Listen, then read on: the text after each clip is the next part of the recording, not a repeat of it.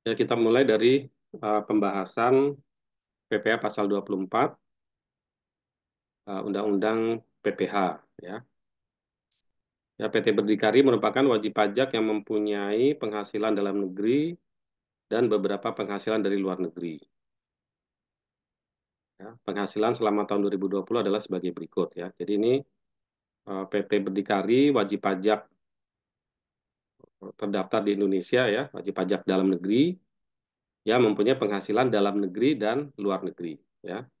Nah, pajak penghasilan, ya, Undang-Undang PPh ini menganut eh, penghasilan yang dilaporkan di Indonesia ini, ya, apalagi bagi wajib pajak dalam negeri, ya, wajib pajak dalam negeri ini berarti semua penghasilan baik yang diterima di dalam negeri maupun yang diterima di luar negeri, ya, kecuali rugi, ya, nah, ini ya. Kecuali rugi di luar negeri, ya, rugi di luar negeri ini tidak bisa dibawa masuk ke Indonesia, ya, dalam pelaporan perpajakan. Oke.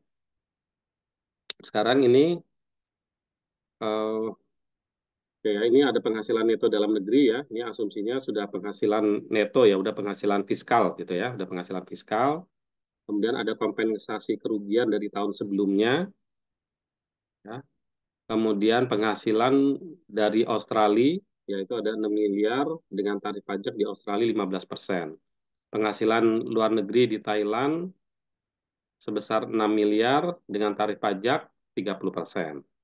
Ya, penghasilan luar negeri di Malaysia dengan tarif pajak 10 miliar dengan tarif pajak 15%. Kemudian rugi luar negeri di Singapura, ya, sebesar 5 miliar, ya, tarif pajaknya 10%. Nah, pajak yang terutang di luar negeri telah dipotong di luar negeri sesuai tarif yang berlaku di negara tersebut, ya. Jadi ini Australia, asumsinya ini laba kena pajaknya 6 miliar, kemudian dipotong pajak 15% di Australia. Di Thailand 6 miliar penghasilan kena pajaknya, dipotong pajak 30% dan seterusnya, ya. Nah, berapa penghasilan pajak penghasilan tahun 2020, ya. Ya, kemudian hitung PPh pasal 24 yang dapat dikreditkan, ya, di dalam SPT.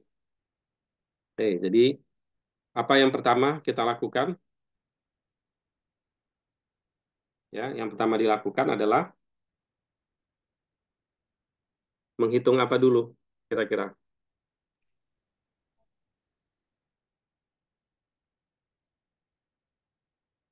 Ya, yang kita lakukan adalah menghitung penghasilan neto gabungan dalam negeri dan luar negeri. Ya, menghitung penghasilan neto gabungan dalam negeri dan luar negeri, ya, karena eh, sesuai undang-undang pajak penghasilan, maka wajib pajak dalam negeri harus melaporkan penghasilan kena pajaknya yang berasal dari Indonesia dan luar Indonesia, kecuali rugi. Oke, ya. Nah, berarti kalau kita lihat dari data ini, ya, berapa penghasilan kena pajaknya, ya, penghasilan neto dalam negeri perusahaan PT Berdikari ini, wajib pajak ini. Berapa kira-kira? Ada yang bisa kasih jawaban? Pakai chat boleh, nggak apa-apa. Berapa jumlahnya?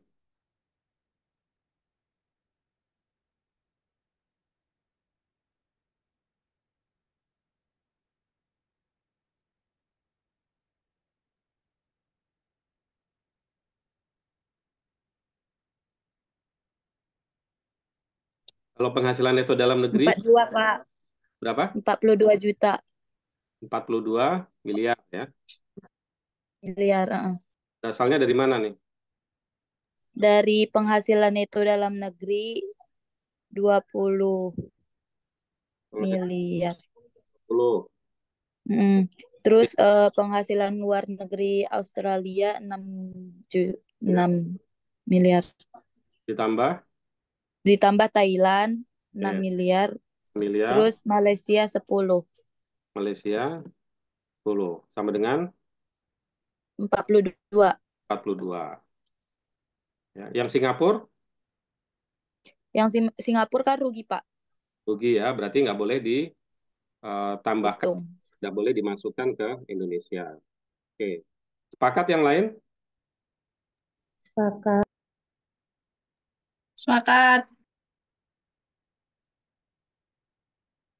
Ada yang tidak sepakat? Dikurang kompensasi kerugian tahun sebelumnya nggak, Pak? Oke. Jadi dikurang dengan kompensasi kerugian. Ya, jadi kompensasi kerugian tahun sebelumnya ya itu boleh dimasukkan ke dalam eh, apa boleh mengurangi ya penghasilan neto pada tahun tahun ini ya. Nah, jadi artinya berapa penghasilan neto? 40. M. Oke, ya.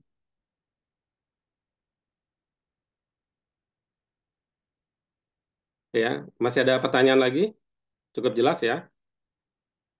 Jelas, Pak. Ya, oke. Kemudian apalagi yang dihitung setelah ini? Kan hitung pajak penghasilan ya. Karena menghitung pajak penghasilan berarti hitung eh, setelah ini kita menghitung lagi adalah jumlah kredit pajak yang diperbolehkan. Ini sorry, ini yang nomor satu belum selesai ya. Hitunglah pajak penghasilan yang terutang tahun 2020. Oke, berarti kalau penghasilan netonya 40 miliar, ya, penghasilan netonya 40 miliar, berarti PPh-nya berapa? Pajak penghasilan badan tahun 2020 berapa?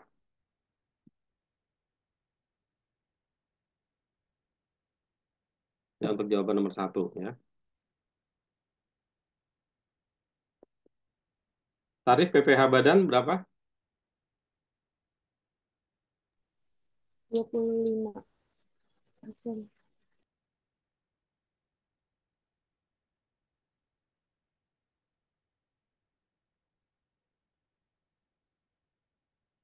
Ya, tarif PPh badan adalah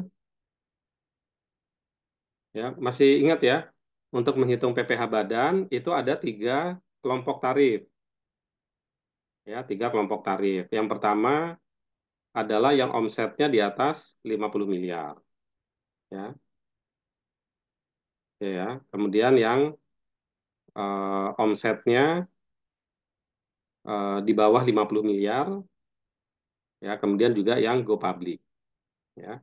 Nah, ini karena tidak ada informasi apalagi ini kalau di sini kan penghasilan neto 20 miliar ya. Jadi kita asumsikan saja ya. Nah, jadi kalau bentuk soal seperti ini nanti kita bisa buat asumsi kalau nggak yakin ya karena kan kalau wah laba 20 miliar dalam negeri ya ini udah pasti omsetnya pasti lebih lah dari 50 miliar ya, apalagi ada penghasilan di luar negeri dan sebagainya ya. Ini jadi asumsinya omset ya di atas 50 miliar.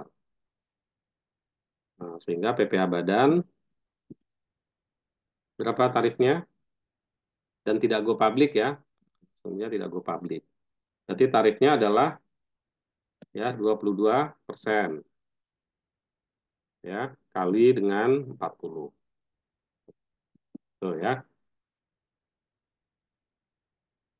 Oke ya, jadi ini eh, pajak penghasilan badan tahun 2020. Ya, ini yang ditanyakan pertanyaan nomor satu. Kemudian pertanyaan nomor duanya adalah hitunglah PPh pasal 24 tahun 2020 yang dapat dikreditkan. Ya, berarti ini misalnya Australia berarti ini dipotongnya berapa? Australia 15%. ya, Australia ya dipotong PPh dipotong adalah 15% ya kali 6. Oke, kemudian Thailand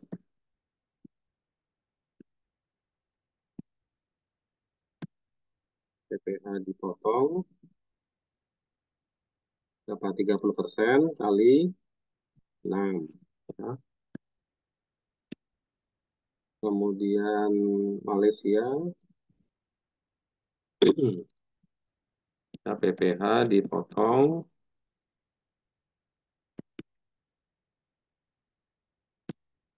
sama dengan 15% kali puluhan. Itu ya.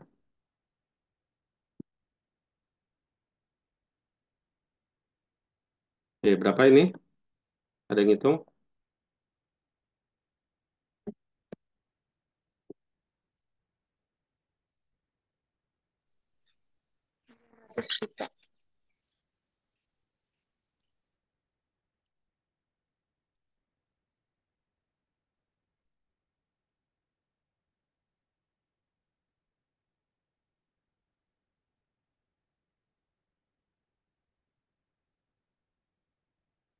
Oke ya, ini.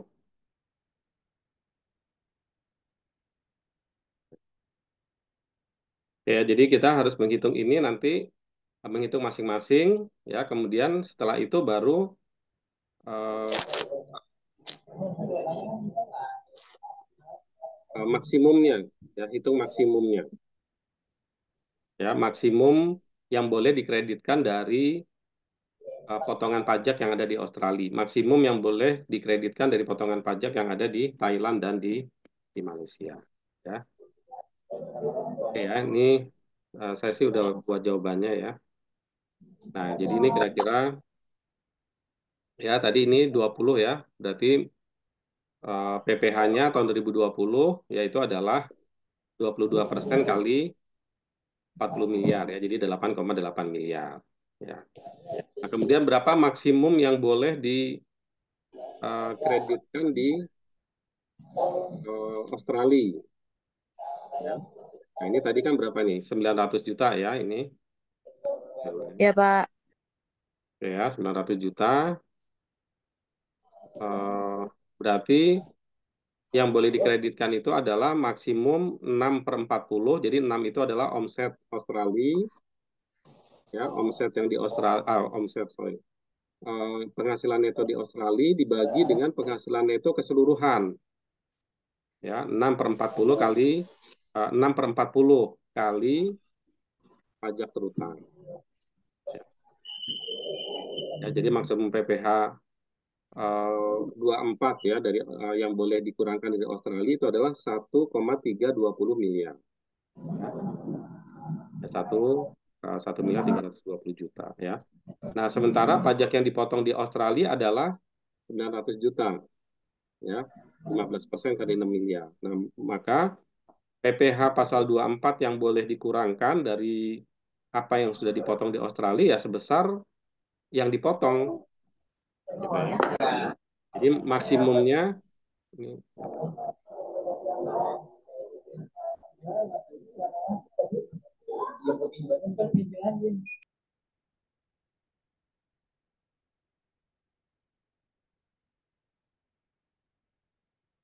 ya.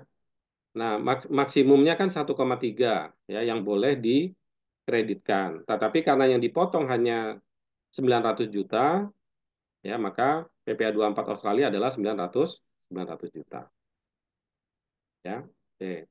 Kemudian Thailand ya 6/40 kali sama ini ya berarti maksimum 1,1320 tetapi yang dipotong di Thailand adalah 30% kali 6 miliar ya sesuai dengan tarif pajaknya. Ya, 6 miliar dikali dengan 30% ya sehingga di sini ketemu berapa 1,8 ya. 1,8. Nah, maksimumnya 1,320 tetapi dipotongnya 1,8. Nah, maka PPh 24 yang boleh dikreditkan dari potongan pajak di Thailand itu adalah sebesar maksimumnya ya, sebesar maksimumnya. Ya, tidak boleh 1,8. Ya, jadi sebesar maksimumnya yang dipotong berapa? Dipotong hanya 1,8 ya sudah itu yang sorry, yang dipotong 1,8 tetapi maksimum 1,3 1,320 ya berarti yang diperbolehkan hanya yang maksimum. Satu. Oke, kemudian yang di Malaysia ini sama dengan yang Australia ya.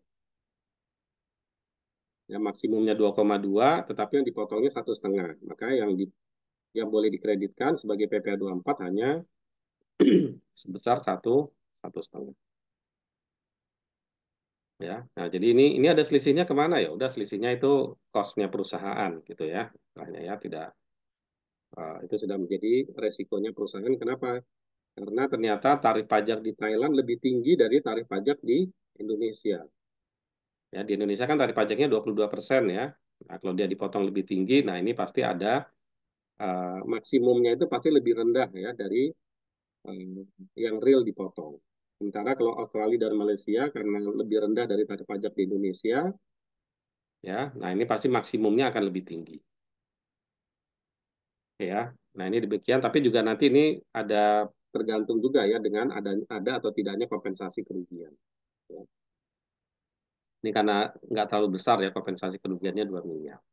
Oke ya, jadi ini total PPh pasal 24 itu adalah 3.720 ya 3,7 ya. Jadi ini hitung PPh pasal 24 yang dapat dikreditkan adalah ini.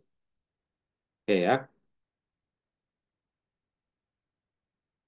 Sampai sini ada pertanyaan untuk pembahasan ini PPh pasal 24? Belum, Pak. Belum, Pak. Oke ya.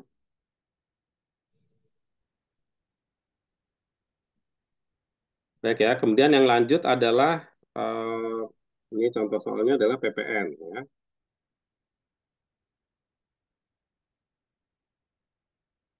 Ya, PPN. Bentar.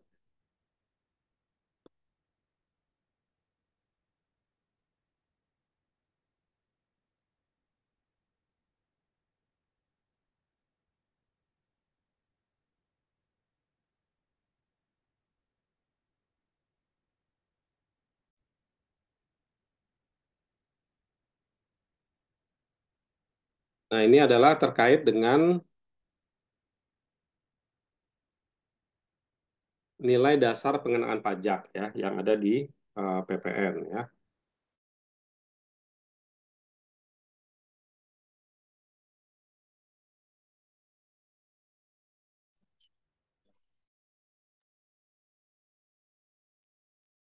Yaitu menghitung dasar pengenaan pajak ya. DPP atau dasar pengenaan pajak ini adalah berapa nilai eh, dasar dari PPN ya. Jadi kalau misalnya tarif PPN 10% ya berarti atau 11% berarti nilai dasarnya berapa? 10% itu dihitung dari berapa?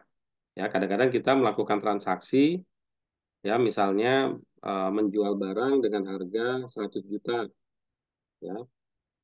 Barang dengan harga 100 juta, di situ sudah termasuk PPN dan PPNBM ya 100 juta itu. Nah, kita harus menghitung berapa sebenarnya cost dari barang tersebut, ya harga dari barang. Ya, misalnya kalau kita nanti ya, kalau misalnya kita belanja di toko retail ya, nah, toko retail ya, departemen store, kemudian apa, misalnya apa minimarket gitu ya.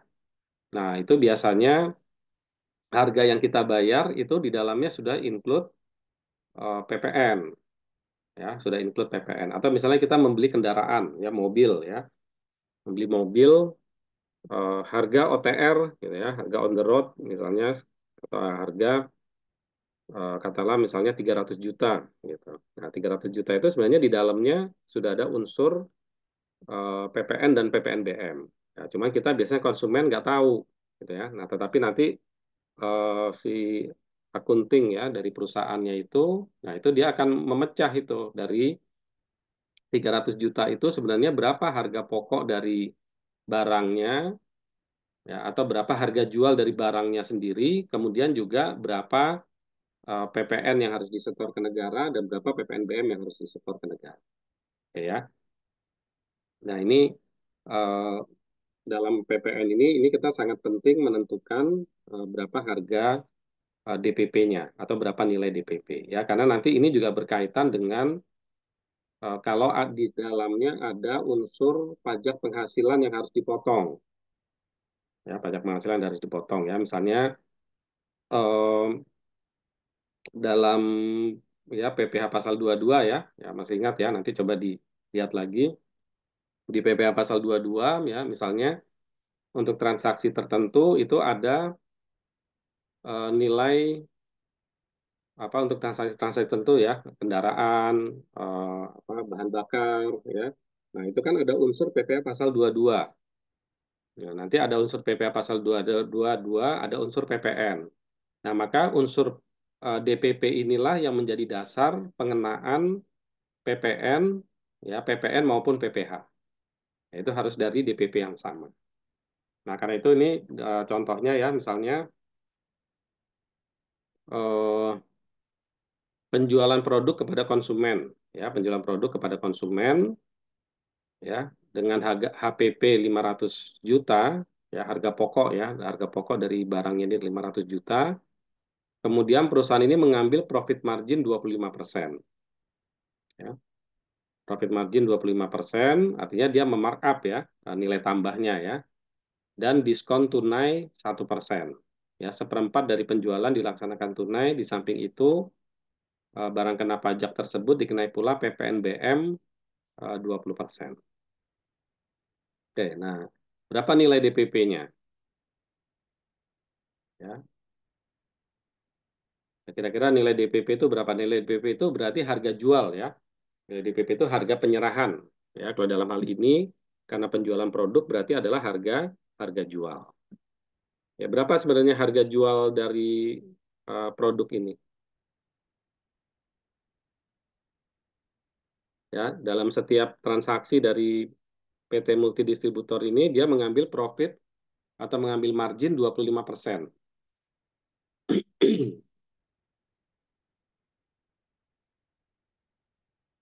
Kira-kira berapa menghitungnya?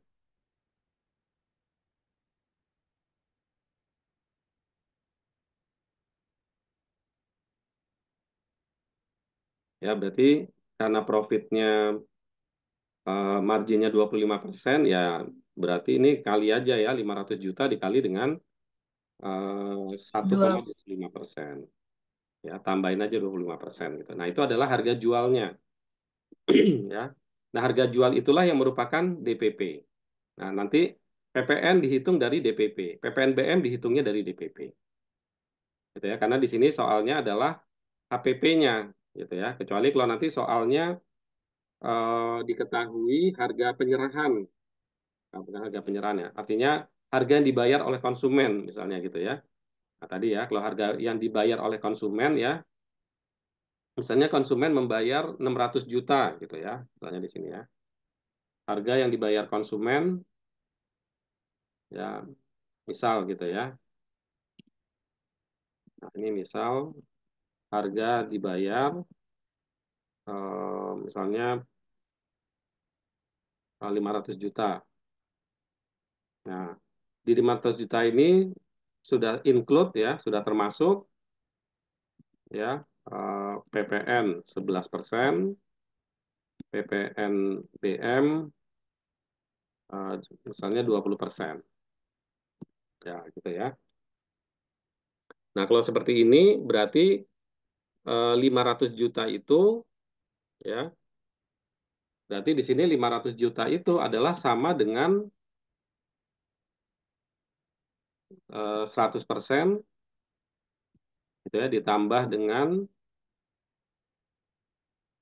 ini harga jual ya. Nah, ini adalah harga jual 100% ditambah 11% ditambah dengan 20%.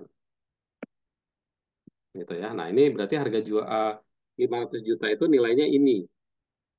Ya, berapa itu? 131%. Ya. Nah, itu berarti nilainya 131%. Nah, maka berapa DPP-nya? Ya, jadi kalau 500 juta 131%, berarti kan DPP-nya ya dibagi aja gitu ya. Nah, ini matematis ya. Nah, tinggal ini kan urusannya matematis. Ya, dibagi 1,31. Oke ya.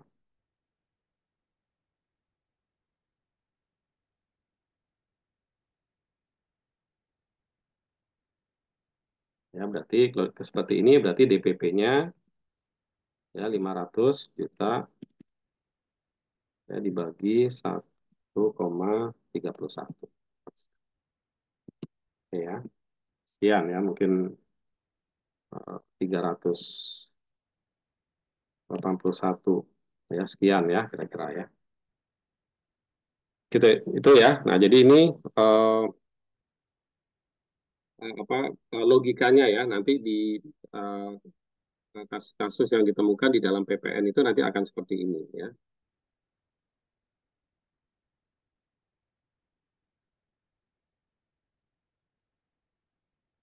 Oke ya. Nah, kembali ke sini berarti kalau penjualan produk kepada konsumen HPP-nya 500 berarti profit margin 25% ya, tinggal ditambah aja ya, tinggal ditambah aja 25% itu adalah harga harga jualnya ya. Kemudian diskon, pengaruh nggak diskon? Nggak pengaruh. Diskon tunai itu pada saat pembayaran ya, itu tidak ada pengaruhnya dengan perhitungan nilai penyerahan ya. Kecuali diskonnya diskon barang ya, diskon harga. Nah, itu baru dia berpengaruh akan mengurangi DPP. Ya, kemudian PPNBM 20% juga enggak ya, tidak ada pengaruhnya ya, karena beda dengan yang contoh yang saya sampaikan ini ya. Oke. Kemudian pemberian in-kind produk bagi pegawai yang sebenarnya dapat dijual dengan harga 150 juta ya. Nah, eh, ini pemberian cuma-cuma ya, pemberian cuma-cuma ya. Nah, pemberian cuma-cuma itu berapa DPP-nya? Ya, pemberian cuma-cuma itu DPP-nya adalah harga pokok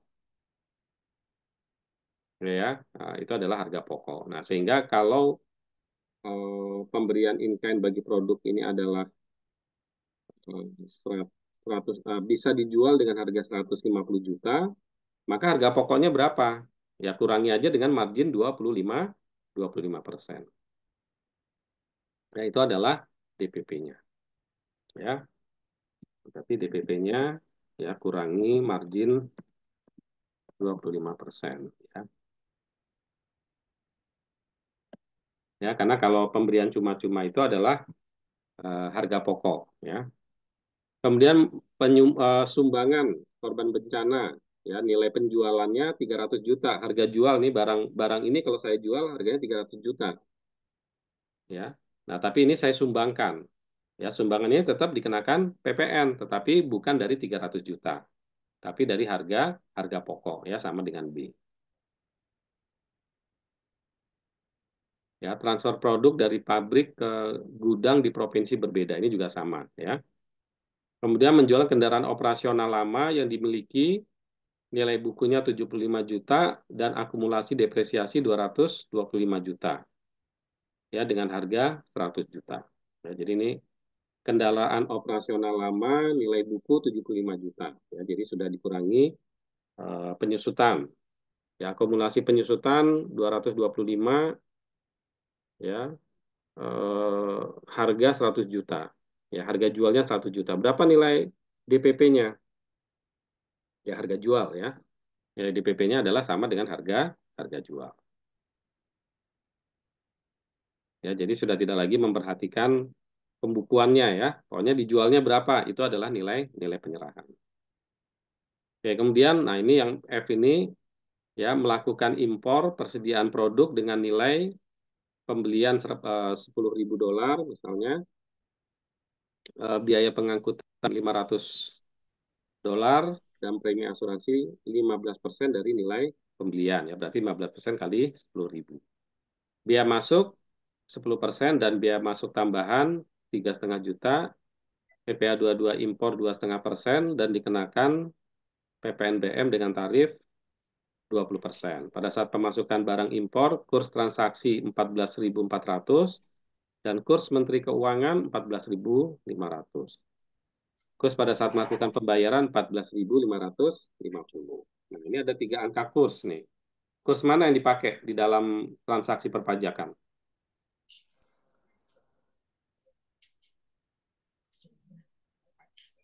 Kira-kira kurs yang mana? 14.400, 14.500, atau 14.550? Untuk transaksi-transaksi perpajakan ya, yang terkait dengan perpajakan, bukan pembayaran ya.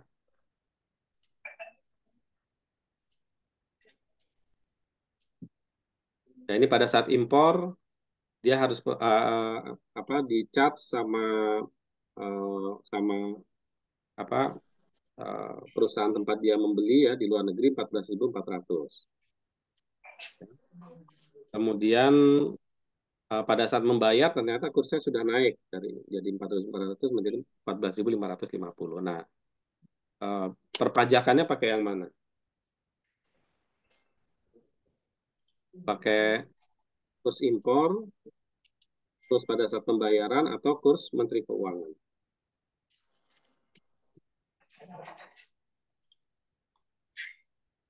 Dan bisa bantu?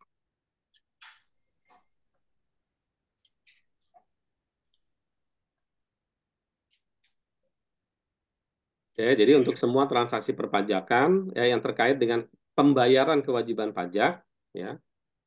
Nah, ini kita menggunakan kurs yang diterbitkan oleh Menteri Keuangan. Ya, jadi Menteri Keuangan ini menerbitkan kurs setiap seminggu sekali.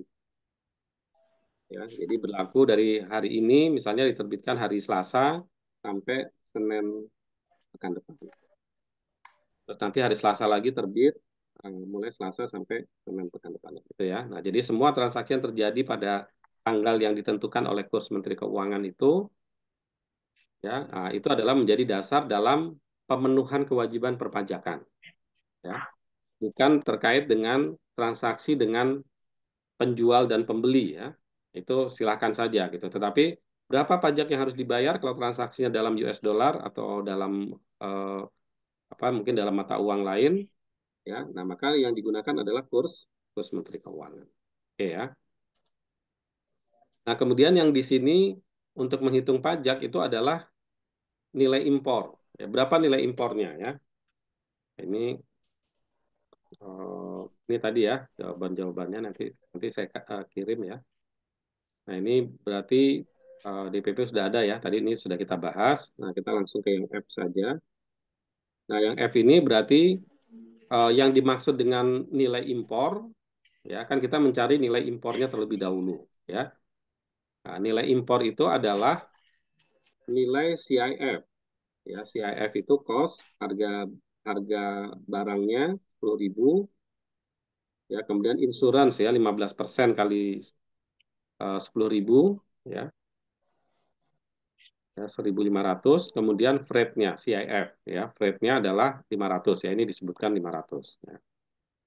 Oke, kemudian ditambah apa lagi? Ditambah kewajiban-kewajiban eh, biaya masuk ya, atau kewajiban-kewajiban yang melekat kepada pemasukan barang, yaitu di sini ada biaya masuk impor 10% dan biaya masuk tambahan 3,5 juta. Nah, di sini berarti ada biaya masuk 10% kali 12.000 berarti kali CIF ya. Ya, karena dalam dolar berarti kurs yang dipakai adalah kurs Menteri Keuangan. Ya. Kemudian biaya masuk sekian dan biaya masuk tambahannya adalah sudah langsung dalam rupiah ya. Nah, ini adalah DPP impor. Ya, 194.900.000 ya. Ya, jadi ingat ya, nilai impor yaitu CIF ditambah dengan kewajiban-kewajiban kepabeanan. Ya.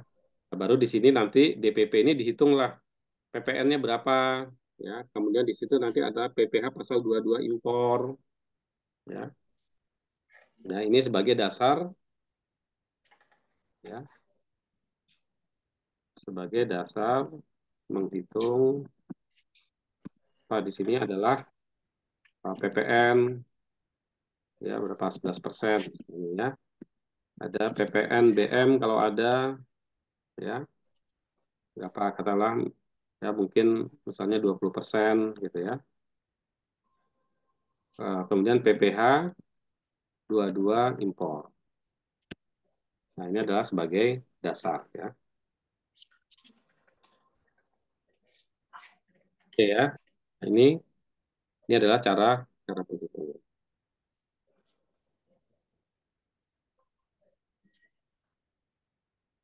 Ya, ada pertanyaan sampai sini?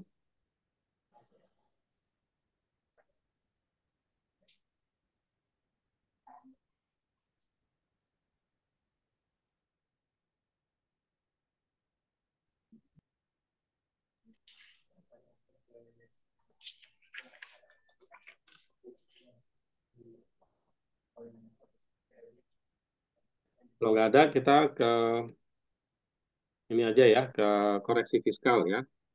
Ya, Pak. Nah,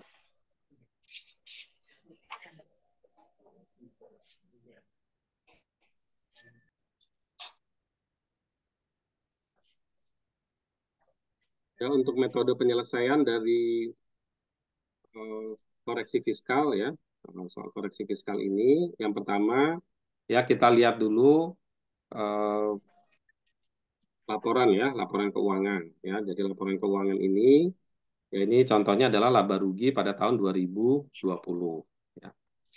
Nah, ini ada penjualan 25 miliar ya, kemudian harga pokok, kemudian laba ya, kemudian ada beban-beban atau biaya, atau dalam bahasa undang-undang perpajakan adalah pengurang penghasilan bruto ya. Nah, ini kemudian ada penghasilan lain-lain. Nah, kemudian nanti ada yang katakanlah di sini laba bersih, penghasilan neto ya, ini versi akuntansi ya, versi komersial itu 11 miliar sekian ya. Nah, kemudian ada informasi-informasi. Nah, informasi-informasi inilah yang akan kita lakukan koreksi fiskal. Atau informasi ini nanti terkaitan dengan cara cara penghitungan, ya, cara penghitungan eh, apa pajaknya ya. Jadi kalau ini laba bersih neto adalah sebesar 11 miliar 317, nah nanti laba bersih menurut fiskal berapa? Nah, itulah sebenarnya yang harus ditemukan ya, atau harus kita hitung. Nah, yang pertama ya, nanti formatnya adalah ini. Ini muncul nggak Excel di slide? Apa di Enggak, Pak. ya? Belum, Pak. Ini. Nah, nanti ini adalah format dari jawaban ya. Ini kertas kerja jawabannya. Nah, kira-kira seperti ini ya. Ini tadi yang laporan fiskal, ya, penjualan 25 miliar, biaya-biaya, kemudian eh, laba bersih menurut fiskal adalah, menurut komersial adalah 11 miliar sekian. Nah, kemudian di dua kolom yang kedua itu ada koreksi fiskal, apakah dia nanti positif atau negatif. Ya, kemudian yang kolom yang ketiga, dua kolom yang ketiga itu adalah saldonya. Ya, saldo menurut fiskal atau menurut peraturan perpajakan. Ya, labanya, nah ini di sini setelah dilakukan koreksi ternyata laba menurut pajak hanya 10 miliar 515 ya. Nanti dari mana nanti kita bahas. Kemudian yang terakhir ini adalah keterangan ya. Oke, keterangan ya. Nah, ini eh,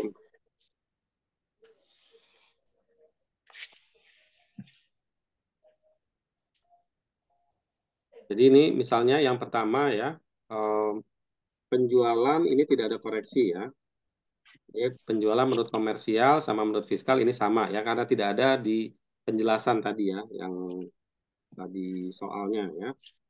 Harga pokok juga sama, jadi kita anggap sama sampai laba bruto. Nah, kemudian yang ada perubahan itu adalah mulai di beban-beban. Ya, ini keterangan gaji dan tunjangan karyawan ya, ada koreksi 100 juta adalah karena adanya ini ya, fasilitas ya, fasilitas yang diberikan kepada direksi ya. Nanti kita lihat itu di nanti kita kembali lagi ke soalnya ya. Kemudian ada perjalanan dinas itu dilakukan koreksi ya, tidak ada bukti pendukung. Kemudian penelitian dan pengembangan ini dilakukan di luar negeri, gitu ya, maka dilakukan koreksi fiskal. Kemudian sewa mesin enggak, ini hanya keterangan ya, nanti ada kewajiban PPh 23. Kemudian pembelian bensin, ya ini ada 5 juta yang tidak ada nota. Ya. Kemudian reparasi kendaraan ini untuk kendaraannya karyawan ya, jadi uh, bukan bukan biaya perusahaan ya. Kemudian air, telepon, listrik ini juga punyanya direksi. Ya. Kemudian ada jamuan tamu, ini tidak memenuhi ketentuan perpajakan, ya anggap aja ya, Karena dalam jamuan itu entertain ya, nanti perusahaan itu harus memberikan rincian daftar nominatif ya, istilahnya daftar nominatif itu entertainnya kepada siapa, tempatnya di mana, biayanya berapa ya. Nah, ini dianggap ini tidak memenuhi ketentuan sebesar 30 juta. Kemudian sumbangan juga ya, sumbangan ini eh, tidak boleh dikurangkan. Kemudian ada PPh pasal 25 ya, ini pajak penghasilan ya, pajak penghasilan ini tidak boleh dikurangkan ya, karena nanti dia akan dihitung di laba setelah pajak ya. Kemudian eh, penyusutan sesuai PBB boleh ya dikurangkan. Kemudian iuran keamanan boleh, pakaian kerja biaya makan boleh ya, pakaian kerja direksi ini dianggap fasilitas ya, tidak boleh.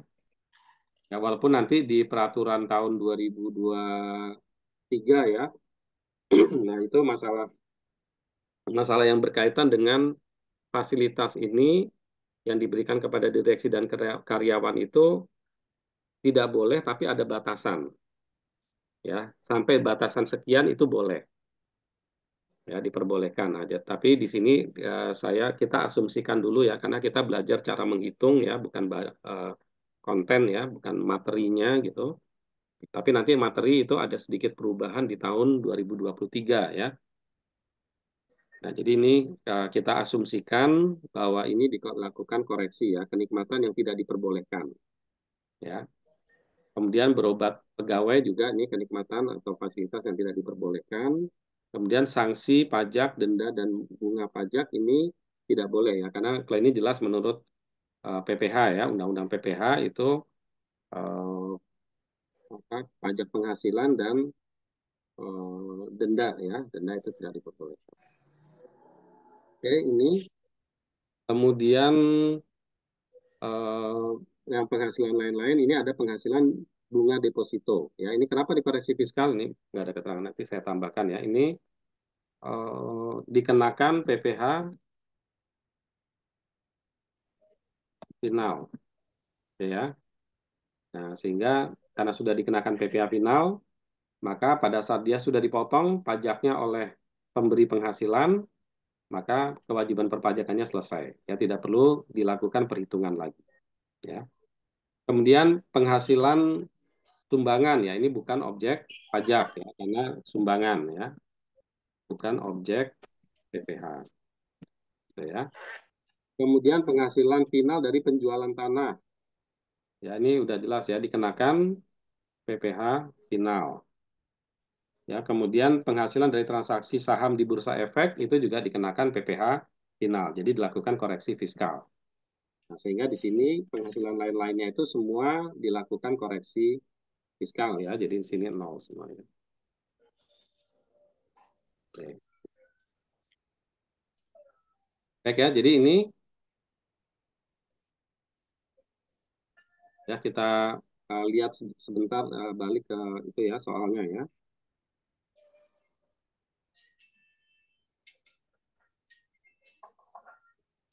Nah, ini ya. Jadi misalnya daftar biaya gaji terdapat fasilitas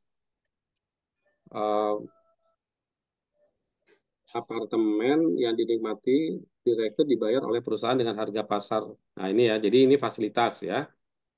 Nah, fasilitas koreksi fiskal. Kemudian pihak perjalanan dinas tidak ada bukti pendukung. Oke, ya. Ini berarti koreksi fiskal. Biaya penelitian pengembangan di Singapura tidak boleh ya menurut uh, Undang-Undang PPh. Dalam biaya pembelian bensin mobil kantor tidak ada nota, ya, tidak ada nota. Penghapusan cadangan piutang tidak tertagih telah memenuhi ketentuan perpajakan. Ini juga nanti ada perlakuan khusus ya. Ini kita anggap given aja ya. Kemudian biaya reparasi kendaraan perbaikan pribadi, nah, jelas ya tidak boleh ya. Bukan biaya perusahaan, koreksi fiskal. Kemudian biaya air, telepon dan listrik, terdapat pemasangan telepon untuk rumah direktur ya 5 juta ya nggak boleh ya. Kemudian biaya jamuan tamu bukti yang dapat diterima secara pajak 80%. Berarti dari 100% itu ada 20%-nya yang tidak sesuai dengan peraturan perpajakan. Ya. Kemudian penghitungan penyusutan sudah sesuai.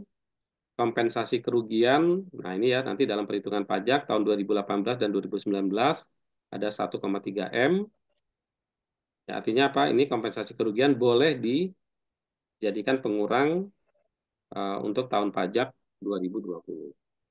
Kemudian ada PPh pasal 22 impor, ya nilai impor 1 miliar menggunakan angka impornya. Ya. Berarti ini tarifnya, ya ini jadi angka impornya ada di mana? Ada di asumsinya ada di sini ya, di pembelian barang.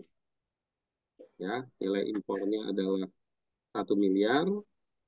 Nah, berarti di sini ada PPh pasal 22 ya sebesar 2,5% kali 1 miliar ya. Nah, berapa hitung laba kena pajak tahun 2020? PPh terutang dan yang masih harus dibayar, kemudian angsuran PPh 25 tahun 2021. Oke ya. Nah, ini nanti saya minta untuk menggunakan spreadsheet ini.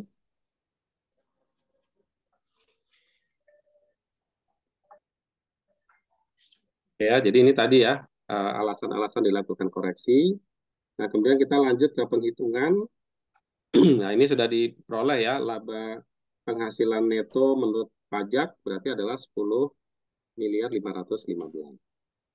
Nah, kemudian bagaimana selanjutnya? Penghasilan neto fiskal ada 10 miliar 515, terus tadi disebutkan ada kompensasi kerugian tahun sebelumnya. Ya, tahun sebelumnya dua, eh, 2018 dan 2019. Ya,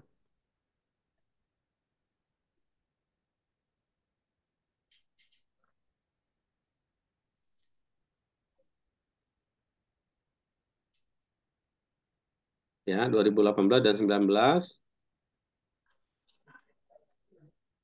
Nah, besarnya adalah 1,3 miliar ya. Nah, ini berarti karena penghasilan netonya adalah 10 ya, sementara kompensasi kerugiannya hanya 1,3 berarti seluruhnya bisa dikurangkan. Ya, seluruhnya bisa digunakan ya.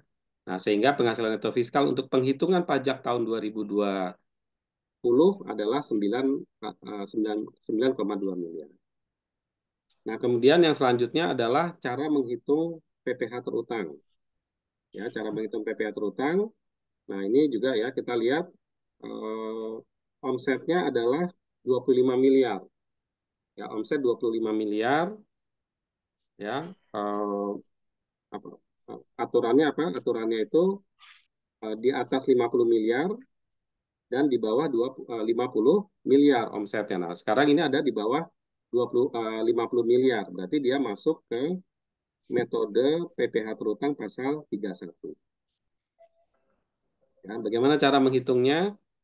Ya, 4,8 miliar ya dibagi dengan ya, yang kena tarif pasal 31E ya. Pasal 31E itu ya 4,8 miliar ya 4,8 miliar dibagi 25 ya omset ya dibagi dengan omset ya, dibagi dengan omset.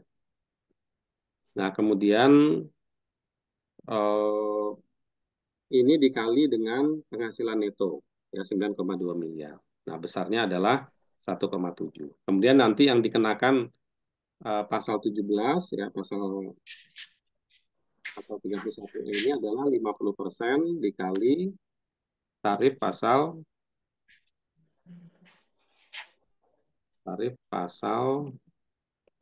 17. Oke ya. Nah, ini berarti ini sisanya yang 20,2 miliar yaitu dikenakan tarif yang pasal 17. Oke ya. Ini asumsinya pasalnya 25% ya, 25%. Oke ya. Jadi ini ya tinggal dikali tarif saja. Asumsinya dapatlah dengan di angka 2 miliar ya. Ini nanti kalau ada angka-angka yang berubah silakan dikoreksi ya nanti ya. Nah, kemudian kredit pajak. Nah, di sini ada kredit pajak tadi ya dari PPh pasal 25. Berarti dia sudah melakukan angsuran yang dibayar sendiri ya, PP pasal 25 200 juta. Berarti ini menjadi kredit pajak. Kemudian ada PPh pasal 22 impor. Ya, 2,5% kali nilai impor. Berapa tadi nilai impornya? 1 miliar. Ya, berarti 25 juta. Nah, artinya dia ada punya kredit pajak 225. Ya, PPh masih harus dibayar. Ya, PPh yang masih harus dibayar adalah ya 1,8 miliar. Oke ya, jadi ini uh, untuk cara perhitungan. Kemudian pertanyaan selanjutnya adalah PPh pasal 25 tahun 2021. Nah, ini juga ya, tolong perhatikan metode saja ya. Metodenya ya, kalau di sini sebenarnya sama dengan ini ya. Kita hitung perhitungannya sama dengan ini ya. Caranya sama dengan ini, tapi nanti tolong perhatikan eh, tarif PPh badan ya. Ya, karena ada penurunan ya dari 25% menjadi 22%. Ya, nanti tolong diperhatikan itu dimulainya tahun berapa tarif. Kemudian yang kedua adalah masih ada atau tidaknya kompensasi kerugian fiskal. Nah, karena di sini sisa kompensasi kerugian fiskal tahun sebelumnya sudah habis di tahun 2020, maka pada tahun 2021 ketika kita ingin menghitung PPh pasal 25 ya, karena Excel ya, ini saya pakai tarif yang terbaru aja ya, 11%, 22%.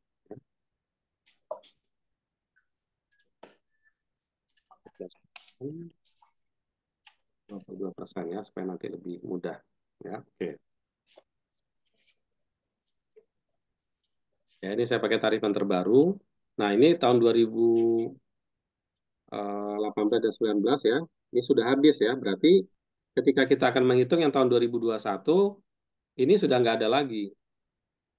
Ya, sehingga kita gunakan angka yang sama, ya, yang 10,5 miliar ya, laba fiskalnya. Ya, ininya sama, cara perhitungannya sama, metodenya sama, cuman pasti nanti akan memperoleh angka yang berbeda. Nah, tapi PPh 25-nya jangan dimasukin. Ya, karena kita akan menghitung PPh 25 yang tahun 2021 kan. Nah, ini tidak dimasukkan, nah, hanya dimasukkan yang impornya saja. Ya, ini metodenya sama. Ya. Nah, dimasukkan impor 25 berarti PPh masuk dibayar menurut versi perkiraan pada tahun 2021 itu adalah 2 miliar sekian. Maka PPh 25 tahun 2021 per bulan adalah ya 2 miliar sekian dibagi dengan 12 atau sama dengan 172 juta. Ya. Oke. Ya, nah ini cara penyelesaiannya ya. Sampai sini ada pertanyaan?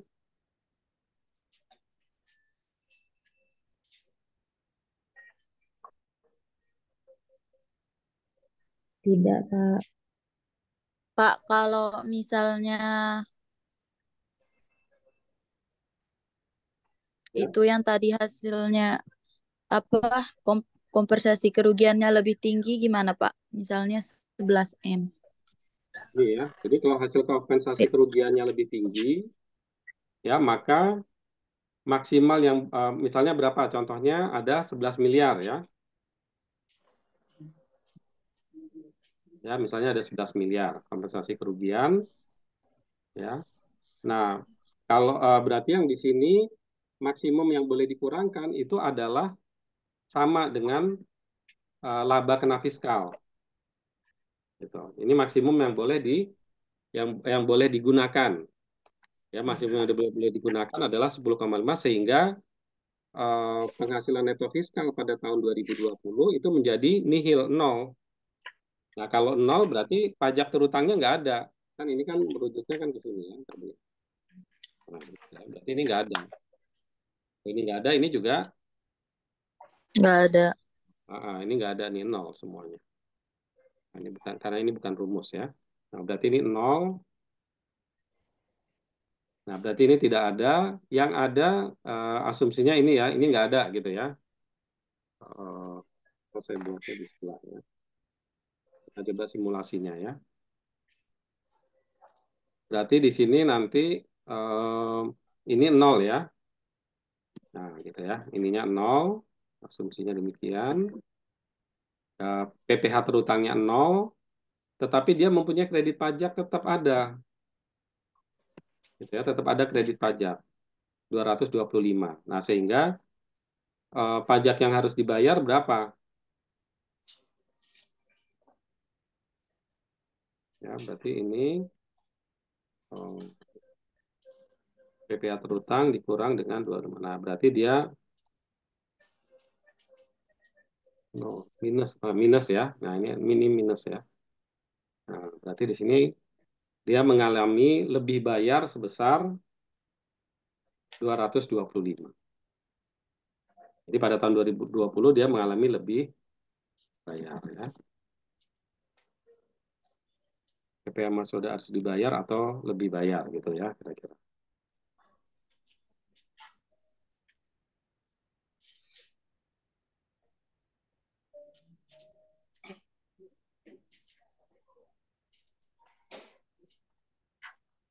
Muncul yang lebih bayar.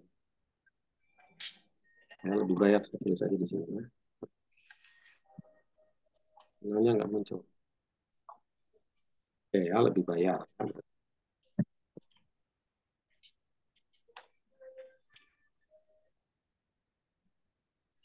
Ya, jadi tahun 2020 terhadap kelebihan bayar. Nah, terus bagaimana tahun 2021 untuk menghitung PPh 25? Ya, PPh 25 berarti kompensasi kerugian fiskalnya masih ada sisa nggak? Kalau tadi kan yang pertama kasus ini kan habis. Kalau di sini masih ada sisa nggak? Ya,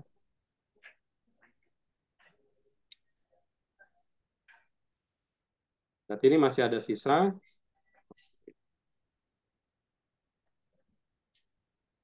Supaya enggak ini ya. Berapa sih tadi? 1, 3, 15 ya.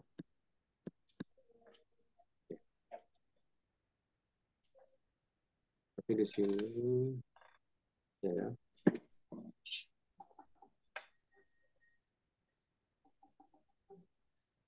berarti penghasilan itu ya biar data yang lama nggak hilang ya. Oke.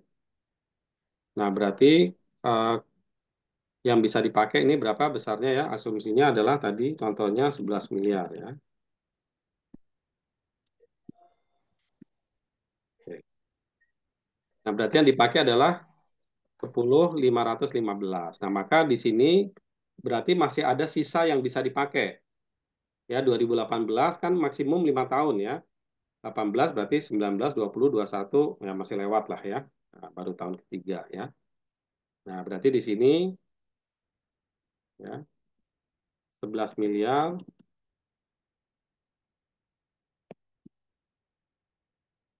kurang ini yang dipakai. Tuh ya. Nah, berarti masih ada 485 juta ya. Nah, sehingga penghasilan neto untuk kepentingan penghitungan PPh 25 tahun 2021 itu adalah 10 miliar 030. Ya, terus ke bawah ya. Ini udah nyambung ya, udah kayak. Tapi ini nggak nyambung ya. Jadi karena rumusnya dibuat terpisah ya. Kalau mau disambungin harusnya ini dibagi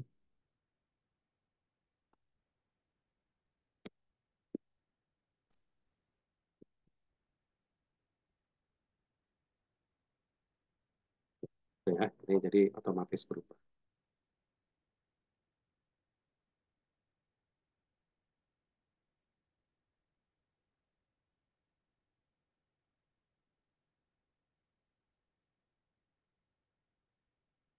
Kita buat di sini ya.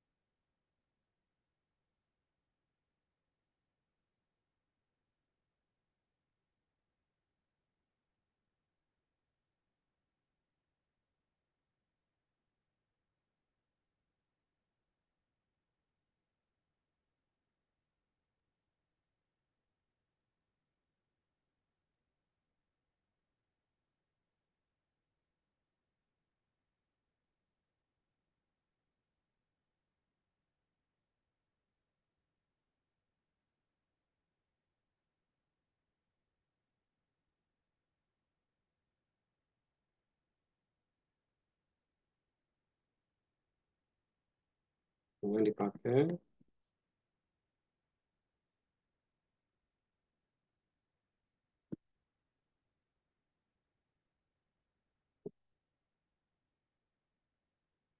Ya. Oke, itu ya. Ada pertanyaan lagi?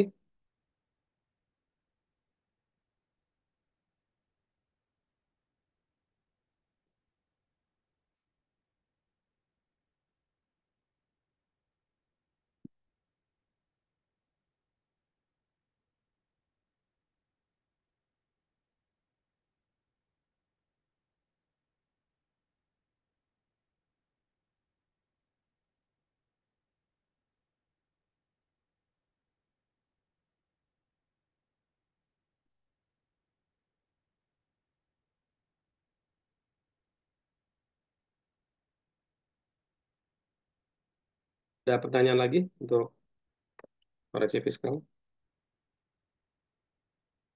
Tidak, Pak. Ya.